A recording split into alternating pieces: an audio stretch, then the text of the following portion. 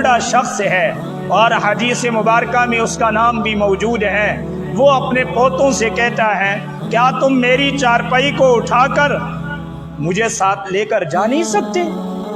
میں تو چلنے کے قابل نہیں ہوں، لیکن اللہ کا حکم ہے، میری چاہت ہے، تم مجھے چارپائی پہ بٹھاؤ اور میری چارپائی کو اٹھا کر مجھے بھی اپنے ساتھ اس سفر میں شامل کرو۔ وہ پوتے تھے اور انہوں نے پہلے تو انکار کیا کہ اللہ نے آپ کو اجازت دی آپ ہجرت نہ کریں۔ اجازت ہے نا، جب اجازت ہے تو آپ کے لیے ضرورت نہیں ہے، اللہ کے ہاں آپ مجرم نہیں ہیں۔ لیکن اس کے دل میں ایک داعیہ اور صادقہ پیدا ہوا، اس نے کہا نہیں، اللہ کا حکم ہو، میں بوڑھا ہوں، چلنے کے قابل نہیں ہوں، لیکن تم تو چارپائی اٹھا سکتے ہو، میری چارپائی کو تم اٹھاؤ اور مجھے ساتھ لے کر چل پڑو۔ راستے میں اس کی موت آ جاتی ہے، راستے میں اس کی کیا ہوتی ہے؟ موت آتی ہے۔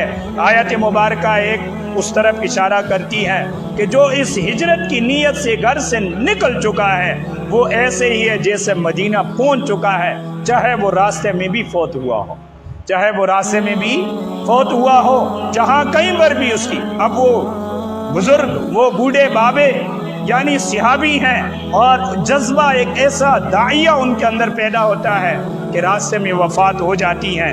حضرات محترم آگے ذرا دیکھیے، فرمایا وَمَن يُهَاجِرْ فِي سَبِيلِ اللَّهِ يَجِدْ فِي الْأَرْضِ مُرَاغَمًا كَثِيرًا وَسَعًا۔